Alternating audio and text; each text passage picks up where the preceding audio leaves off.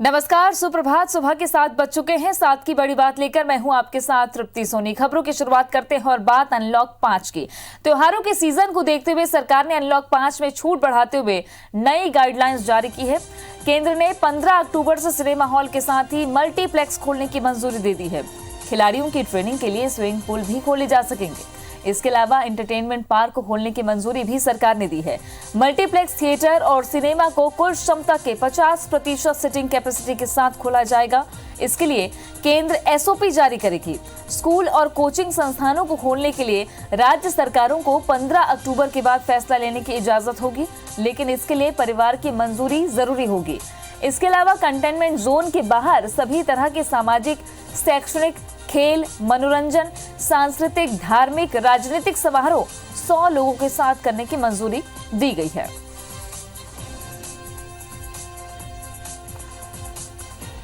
इधर छत्तीसगढ़ में दुर्ग, बालोद, कवर्धा, महासमुंद और धमतरी जिले आज से अनलॉक हो रहे हैं। 11 दिनों के टोटल लॉकडाउन के बाद तीनों जिलों में आज से सामान्य गतिविधियां शुरू हो जाएंगी। इससे पहले दुर्ग, बालोद और धमतरी में जिला प्रशासन ने कल बैठक ली और तय समय पर सभी दुकानें खोलने का फैसला लिया गया। लोगों को अब सब्जी, फल, दूध के अलावा अन्य सामान भी रात 8 बजे तक मिलने लगेंगे। दुर्ग, बालोद, कवर्धा, महासमुंद और धमतरी जिले में सभी तरह की परिवहन सेवाएं भी आज से चालू हो जाएंगी, लेकिन सिनेमा हॉल, स्विमिंग पूल, मनोरंजन पार्क, पर्यटन स्थल, क्लब, थिएटर, हॉल, ऑडिटोरियम पहले की तरह बंद रहेंगे। साथ ही पहले की तरह किसी भी प्रकार की सभा, जुलूस और आयोजन पर प्रतिबंध रहेगा। स्कूल, कॉलेज, कोचिंग संस्थान, ट्यूशन क्लास बंद रहेंगे। केवल ऑनलाइन क्लासेस जारी रहेंगे। पेट्रोल पंपों पर पहले की तरह लोगों को पेट्रोल मिलेगा। होटल, रेस्टोरेंट की होम डिलीवरी रात 10 बजे तक होगी। धार्मिक स्थलों में पूजा अर्चना की जा सकेगी, लेकिन धार्मिक, सांस्कृतिक और सामाजिक कार्यक्रम नहीं होंगे।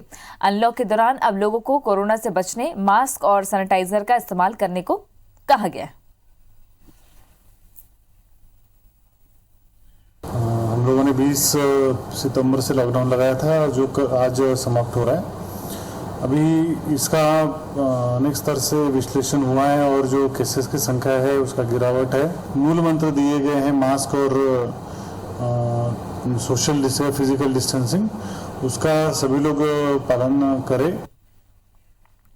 छत्तीसगढ़ में एक तरफ अनलॉक हो रहे हैं जिले, तो दूसरी तरफ लगातार कोरोना के मरीज बढ़ रहे हैं। 2947 मरीज एक ही दिन में 1,13,000 का आंकड़ा पहुंच चुका है। छत्तीसगढ़ में एक्टिव मरीजों की संख्या 30,927 है। 597 मरीज एक ही दिन में डिस्चार्ज हुए हैं और अब तक 81,718 मरीज स्वस्थ हो चुके हैं। 16 मरीजों की मौत एक ही दिन में छत्तीसगढ़ में कल हुई है। 957 मरीजों की मौत अब तक कोरोना के चलते छत्तीसगढ़ में दर्ज की गई। और बात मध्य प्रदेश की करें तो मध्य प्रदेश में कोरोना के 2004 नए मरीज मिले हैं। एमपी में अब तक 1,28,047 कोरोना संक्रमित मिले। मध्य प्रदेश में 35 कोरोना मरीजों की मौत हुई है एक ही दिन में। एमपी में अब तक 2,316 कोरोना मरीजों की मौत हो चुकी है। 2,289 कोरोना मरीज स्वस्थ भी हुए हैं। अब तक 1,04,734 मरीज स्वस्थ हुए हैं। एक्टिव मरीजों की संख्या 20,997 है। मध्य प्रदेश की 28 सीटों पर होने वाले उपचुनाव की तारीखों का ऐलान होने के साथ चुनावी रणनीति पर मंथन शुरू हो गया है। बीजेपी प्रदेश कार्यालय में हुई बैठक में टिकट के बंटवारे पर चर्चा हुई। हालांकि बीजेपी की तरफ से 25 सीटों पर प्रत्याशी लगभग पहले ही तय कर लिए गए हैं। इसके बाद भी उभर रहे असंतोष को दूर करने और अंदर खाने तालमेल बनाने की कोशिश पर भी औपचारिक चर्चा की गई। बीजेपी के सामने मुश्किल जौरा, आगरमालवा सीट के ज्यादा दावेदारों को लेकर है। इसके अलावा ब्यावरा सीट पर भी चर्चा की गई। इन सीटों पर नाम तय करने के बाद आखिरी फैसला केंद्रीय नेतृत्व पर छोड़ा गया है। बैठक में 28 सीटों पर होने वाले उपचुनाव में कौन नेता कहां पर कमान संभालेगा, इस पर चर्चा के बाद जिम्मेदारी दी गई। सबसे ज्यादा फोकस ग्वालियर चंबल में है। बैठक में सीएम शिवराज सिंह चौहान, वीडी शर्मा, राष्ट्रीय महामंत्री कैलाश विजयवर्गीय और राज्यसभा सांसद ज्योतिरादित्य सिंधिया मौजूद रहे। हमारे राष्ट्रीय संगठन मंत्री BL संतोष जी की हम सबको मिली। पूरी रणनीति चुनाव पर हम लोगों का विश्लेषण हुआ और आगे का रास्ता हम लोगों ने मिलकर तय किया है। अब इस पर क्रियान्वयन हम लोग अतिशीघ्र करने जा रहे हैं। मुख्यमंत्री भूपेश बघेल ने वीडियो कॉन्फ्रेंसिंग के जरिए कांग्रेस के जिलाध्यक्षों से चर्चा की। मुख्यमंत्री ने केंद्रीय कृषि संशोधन कानून की जानकारी देते हुए उनकी खामियां गिनाई हैं और कहा कि केंद्र के इस काले कानून से प्रदेश की जनता और किसानों को अवगत कराएं। सीएम इसे लेकर आज विधायकों से भी चर्चा करेंगे। कानून को लेकर मुख्यमंत्री ने मंगलवार को मंत्रियों और पीसीसी अध्यक्ष से भी चर्चा की थी। बैठक में केंद्र सरकार के काले कानून को लेकर प्रदेश भर में आंदोलन छेड़ने की रणनीति बनाई गई है, जिसके तहत मुख्यमंत्री खुद हर स्तर पर बैठक ले रहे हैं। केंद्र सरकार के ये जो दोनों काले कानून हैं, उसके कारण छत्तीसगढ़ के दोनों योजना प्रभावित होने वाला है। और आदरणीय मुख्यमंत्री जी ने कल कैबिनेट की हम लोगों की बैठक ली, तो छत्तीसगढ़ सरकार आवश्यक समझेगी। हम किसानों का धान खरीदी जारी रखेंगे, उसके लिए हमको नया कानून बनाना पड़ेगा तो हम बनाएंगे। नए कृषि कानून के चलते मध्य प्रदेश की सभी कृषि उपज मंडियों के कर्मचारी अधिकारी एक हफ्ते से अनिश्चितकालीन हड़ताल पर हैं। मंडी बंद होने से व्यापारियों के साथ ही किसानों को परेशानी उठानी पड़ रही है, लेकिन सरकार अपने फैसले पर अड़ी है। सरकार की अनदेखी के खिलाफ अब संयुक्त मोर्चा राज्य मंडी बोर्ड संघ 28 सीटों पर होने वाले उपचुनाव में बीजेपी को नुकसान पहुंचाने की तैयारी में है। इसके लिए सभी विधानसभाओं में सरकार के खिलाफ प्रचार की योजना है। दरअसल मंडी टैक्स की दर 50 पैसे और निराश्रित शुल्क समाप्त करने की मांग को लेकर संयुक्त मोर्चा के आह्वान पर मंडी कर्मचारी महासंघ 6 दिन से हड़ताल पर है। कृषि उपज मंडी बंद होने से निराश किसान अपनी उपज मंडी के बाहर कम भाव पर बेच रहे हैं। अनाज तिलहन व्यापारी संघ का कहना है कि सरकार के खिलाफ उपचुनाव वाली सीटों पर प्रदर्शन और उग्र आंदोलन किया जाएगा। कि इस काम को निपटाया जाए। हमारी किसी भी प्रकार की कोई भी मांग जो है वो गलत नहीं है। हम भी चाहते हैं कि मंडी जिंदा रहे। आज मंडी जिंदा नहीं रहेगी तो व्यापार को टैक्स की आमदनी भी नहीं होगी और कर्मचारियों की तनख्वाह भी नहीं निकलेगी। अभी हमारी सब जगह प्रदेश में चर्चा चल रही है। आंदोलन हम लोग अभी जारी रखेंगे और आने वाले समय में आंदोलन को और ज़्यादा उग्र करेंगे। रायगढ़ जिले के खरसिया इलाके में कल देर रात जोरदार हादसा हुआ, जिसमें 2 जूनियर इंजीनियर समेत 4 बिजली कर्मियों की मौत हो गई। ये दर्दनाक हादसा छाल रोड में भालू नारा के पास हुआ। शासन के निर्देश पर हाथी प्रभावित इलाकों में अवैध हुकिंग के खिलाफ कार्रवाई की जा रही है। इसी कड़ी में जूनियर इंजीनियर सुशील सिदार और कंवल एक्का के साथ सहायक लाइनमैन राजेंद्र सिदार और ड्राइवर भार्गव वैष्णव लाइन डिस्कनेक्शन की कार्रवाई कर बिजली विभाग की ही पिकअप से वापस लौट रहे थे। इसी दौरान भालू नारा के पास तेज रफ्तार डंपर ने टक्कर मार दी। हादसा इतना जबरदस्त था कि पिकअप सड़क से उतरकर पलटते हुए खेत में जा गिरी। मौके पर ही 3 लोगों की मौत हो गई, जबकि चौथे ने अस्पताल ले जाते वक्त दम तोड़ दिया। हादसे के बाद डंपर ड्राइवर फरार। अविनाश पाठक जुड़ गए हैं ज्यादा जानकारी के साथ। अविनाश, कैसे ये घटना हुई और अभी क्या जानकारी है पूरी? देखिए, आपको मैं बताना चाहूंगा कि इस इलाके में लगातार विद्युत डिस्कनेक्शन का काम चल रहा था। उसी के लिए बिजली विभाग का पूरा अमला है वो डिस्कनेक्शन के लिए गया हुआ था। और रात लगभग 10 बजे के आसपास टीम जो है वो खरसिया की ओर लौट रही थी और इसी दौरान सामने की ओर से एक तेज डंपर थी वो आई और उसने बिजली विभाग की जो गाड़ी थी उसको अपनी चपेट में ले लिया। इतनी तेज ठोकर थी कि गाड़ी थी वो पलटकर खेत में जा गिरी और मौके पे 3 लोगों की मौत हो गई, जबकि एक जो कर्मचारी था वो बुरी तरह से घायल हुआ था। आसपास के लोगों ने देखा, उसके बाद उसको हॉस्पिटल पहुंचाया, लेकिन तब तक चौथे व्यक्ति की भी मौत हो गई। खास बात यह कि चारों जो थे वो बिजली विभाग के कर्मचारी थे, जिसमें 2 जूनियर इंजीनियर शामिल हैं, एक लाइनमैन और एक अन्य स्टाफ शामिल है। फिलहाल इस पूरी घटना के बाद सभी लोगों के शव को सामुदायिक स्वास्थ्य केंद्र खरसिया में ले गया गया है, वहाँ पीएम की कार्रवाई की जाएगी। जी शुक्रिया अविनाश जानकारी के लिए। देश में हाथरस गैंगरेप और हत्याकांड की गूंज के बीच खरगोन में भी 3 दरिंदों ने एक नाबालिग मासूम को अपनी हवस का शिकार बना डाला। मंगलवार रात तीनों आरोपियों ने पहले तो खेत में काम कर रहे पीड़िता के भाई को लाठी डंडे से जमकर पीटा। इसके बाद नाबालिग को अगवा कर उसकी आबरू लूटी। बहन के अगवा होने के बाद तड़पते भाई ने मदद के लिए ग्रामीणों से गुहार लगाई, लेकिन जब तक ग्रामीण पहुंचते हैवानियत को अंजाम दिया जा चुका था। तीनों आरोपी पीड़ित को सड़क पर फेंक कर भाग चुके थे। घटना के बाद पीड़ित लड़की की रिपोर्ट पर पुलिस ने आरोपियों की तलाश शुरू कर दी है। फिलहाल तीनों आरोपी पुलिस गिरफ्त से बाहर हैं। आया था उन्हें 3 लोग, तो पहले बोला पानी पिलाए उनको। अच्छा। हाँ। फिर मारने लगे उन्हें। किसी को पहचान था उसमें से? नहीं सर। फिर क्या हुआ? मारने के बाद क्या करा? मारने के बाद उन्होंने नानी को उठा लिया। उन्होंने उसके भाई को डंडे से मारा, जिससे उसका भाई वहाँ मौके से मदद लेने के लिए निकल गया और तब तक वो तीनों लड़के इसको लड़की पीड़िता को लेकर खेत में गए, वहाँ उसके साथ दुष्कर्म किया और उसके बाद उसको मेन रोड पे छोड़ के भाग गए, जहाँ पे गांव के अन्य लोग वहाँ पहुँचे और उसको लड़की को वापस लेके आए। जो गलत है तो वो कार्रवाई होगी। शशिकांत जुड़ गए हैं ज्यादा जानकारी के साथ में। शशिकांत, अभी भी पुलिस गिरफ्त से तीनों ही आरोपी बाहर है, क्योंकि एक तरफ देश में जहां लगातार इस मुद्दे पर सवाल उठ रहे हैं, ऐसे में खरगोन में एक गांव के अंदर ऐसी वारदात होती है तो ये भी एक बड़ा सवाल है। अभी तक आरोपी क्यों नहीं पकड़े गए हैं? पुलिस क्या कार्रवाई कर रही है? जी मैं बता दूं, एक खरगोन जिले में एक शर्मनाक घटना को 3 आरोपियों ने अंजाम दिया है, लेकिन अभी भी तीनों आरोपी पुलिस की गिरफ्त से बाहर है। हालांकि एसपी का दावा है कि शीघ्र ही तीनों आरोपियों को गिरफ्तार कर लिया जाएगा। पुलिस टीमें जगह जगह सर्चिंग। चलिए, उनकी आवाज सही ढंग से नहीं आ रही, दोबारा जोड़ने की कोशिश करेंगे। 3 दरिंदों ने नाबालिग लड़की की आबरू लूटी। खेत में खेती करने के लिए भाई और बहन गए हुए थे। 3 आरोपी आए और भाई पर डंडे से वार किया, जिसके बाद मदद के लिए भाई वहां से गांव की तरफ गया। तब तक तीनों ही दरिंदों ने उस नाबालिग लड़की की आबरू लूट ली और उसे सड़क पर फेंक दिया। पुलिस गिरफ्त से अभी भी तीनों आरोपी बाहर हैं। बहरहाल पुलिस का कहना है कि कार्रवाई की जा रही है।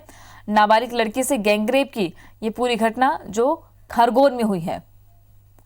एक बार फिर जोड़ने की कोशिश करते हैं शशिकांत से। शशिकांत, पुलिस क्या कह रही है कि कब तक गिरफ्त में लिया जा सकता है और कौन है, क्या शिनाख्त हो पाई है आरोपियों की? जिस प्रकार से पुलिस ने दावा किया था कि शीघ्र ही तीनों आरोपियों को गिरफ्तार कर लिया जाएगा, लेकिन अभी भी पुलिस के हाथ खाली है। खरगोन जिले के एसपी शैलेंद्र सिंह चौहान का कहना है कि शीघ्र ही आरोपियों को गिरफ्तार कर लिया जाएगा। इसके लिए 3-4 टीमें बनाई गई है और शीघ्र ही उनकी सर्चिंग कर उनको गिरफ्तार कर लिया जाएगा, लेकिन अभी भी उनकी गिरफ्तारी नहीं हो सकी है।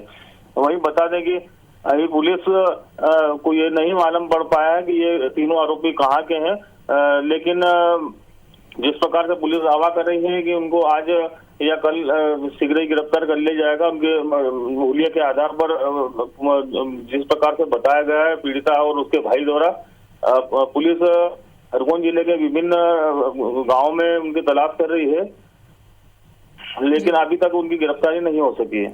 शुक्रिया शशिकांत जानकारी के लिए।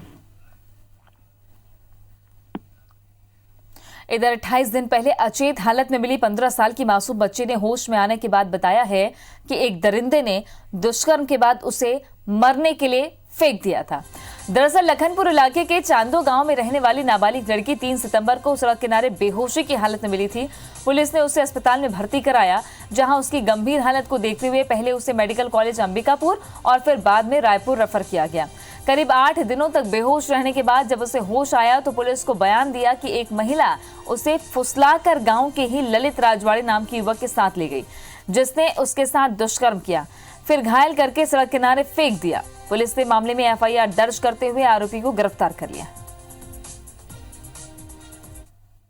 एक लड़का ललित राजवाड़े जो उसके साथ गलत किया था और इसमें गांव की एक महिला भी सहयोग की थी। कोर्ट पर अपराध पंजीबद्ध कर विवेचना में लिया गया था। विवेचना दौरान आरोपी ललित राजवाड़े एवं महिला को गिरफ्तार कर न्यायिक रिमांड में भेजा गया है। ग्वालियर की बहोड़ापुर पुलिस ने एक सेक्स रैकेट का भंडाफोड़ किया है। पुलिस ने आनंद नगर में छापामार कार्रवाई कर 4 लोगों को गिरफ्तार किया, जिसमें 2 महिलाएं भी शामिल हैं, जबकि कार्रवाई के दौरान बाकी आरोपी भाग निकले। पुलिस के मुताबिक करीब 2 महीने से आनंद नगर में सेक्स रैकेट चलने की सूचना मिल रही थी, लेकिन जब भी पुलिस ने दबिश दी आरोपी फरार हो जाते थे। पुलिस अब रैकेट का नेटवर्क खंगालने में जुटी है। कोई दिक्कत नहीं। 2 व्यापार की सूचना मिली थी, जिसमें हमने टीम बनाकर कार्रवाई की और 2 महिला और 2 पुरुष को अनैतिक व्यापार करते हुए पाया। दोनों पुरुषों और दोनों महिलाओं को गिरफ्तार करके थाना लाया गया, पटना पंजीबद्ध कर लिया गया। राजधानी रायपुर में सख्त लॉकडाउन के दौरान वीआईपी रोड स्थित क्वींस क्लब में हुई बर्थडे पार्टी और गोलीकांड के केस में पुलिस ने 5 और आरोपियों के नाम एफआईआर में जोड़े हैं। गिरफ्तार युवक युवतियों से पूछताछ के बाद पुलिस ने 2 महिलाओं समेत 5 को भी आरोपी बनाया है। हालांकि अभी इन 5 की गिरफ्तारी नहीं हुई है। मामले में दबाव बढ़ने पर पुलिस ने धड़ाधड़ एफआईआर तो कर लिए, लेकिन अब तक पार्टी में गोली चलाने वाले सिर्फ हितेश पटेल के अलावा वो किसी को जेल तक नहीं पहुंचा सकी है। IBC 24 में खबर दिखाए जाने के बाद पार्टी में शामिल कुछ लोगों का दावा है कि उस दिन बर्थडे पार्टी में शराब के अलावा सूखे नशे का भी इस्तेमाल हुआ है। ये बात उस दिन के मिले फोटोग्राफ्स और वीडियो से भी साबित होता है, लेकिन राजधानी पुलिस ने फिलहाल इस एंगल पर जांच शुरू ही नहीं की।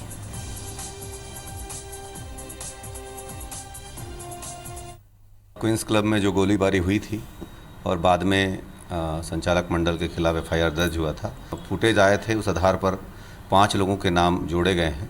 जो 5 लोग दुर्ग क्षेत्र के ही हैं और कल 2 लोगों की इसमें गिरफ्तारी हुई थी और आज उनके नाम खोले गए हैं और जैसे भी हमारी टीम वहाँ के लिए रवाना करेंगे और उनकी गिरफ्तारी होगी। नशे की गिरफ्त में आए राजधानी रायपुर में कोकीन तस्करी के मामले में बड़ा खुलासा हुआ है। पुलिस ने एक तस्कर को गिरफ्तार किया है, जिससे पूछताछ के बाद उसे ड्रग पेडलर से मादक पदार्थ का वजन मापने की डिजिटल मशीन जब्त हुई है। इस डिजिटल मशीन में 1 ग्राम से कम का भी वजन मापा जा सकता है। पुलिस की पूछताछ में शहर के कई रसूखदारों के नाम सामने आए हैं। साथ ही ये भी खुलासा हुआ है कि नागपुर से स्मैक और मुंबई से कोकीन की सप्लाई हो रही है।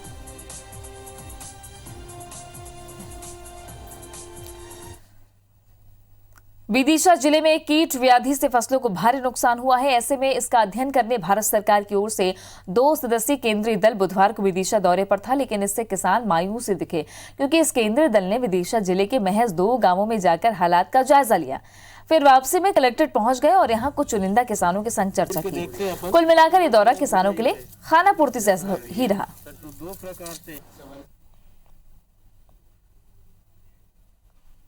आया था जो भारत सरकार से आया है, वो कीट व्याधि से फसलों को जो क्षति हुई है उनको देखा है उन्होंने, और उनको सैंपल के बतौर कुछ गांव दिखाए गए थे जो गुलाबगंज और ग्यारसपुर तहसील के थे।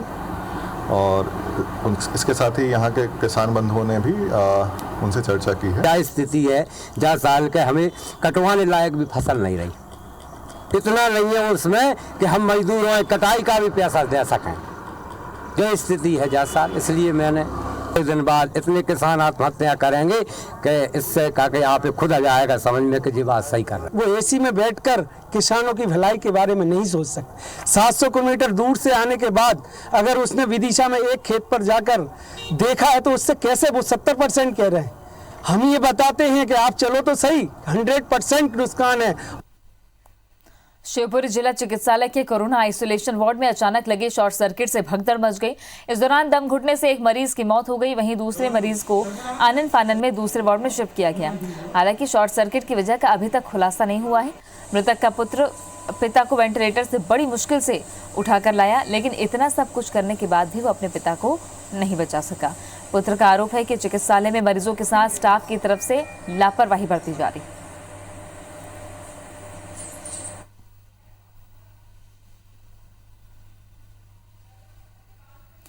कबीरदास ने कहा है पानी केरा बुदबुदा, और शायर सूफियों ने भी उसे फानी कहा है। जी हाँ, मौत कब किसे और किस तरह आ जाएगी कोई भी नहीं जानता। एक ऐसी ही तस्वीर आई है मध्य प्रदेश के धार जिले से, जिसे देखकर एक बार दिल घबरा जाता है कि जिंदगी का वाकई कोई भरोसा नहीं और कब जिंदगी की सांसें उखड़ जाएं। जरा ये देखिए, ये तस्वीर बदनावर इलाके के दौलतपुरा गांव की है, जहां प्रदेश के औद्योगिक मंत्री राजवर्धन सिंह अपने इलाके में पहुंचे थे।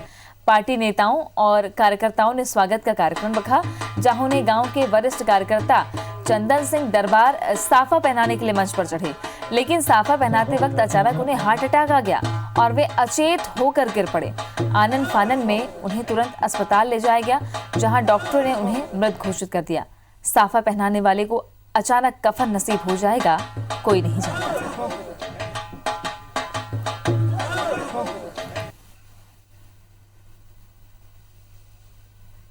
साथ की बड़ी बात में आज के लिए बस इतना ही। बाकी खबरों और अपडेट्स के लिए आप बने रहे हमारे साथ। देखते रहिए IBC 24।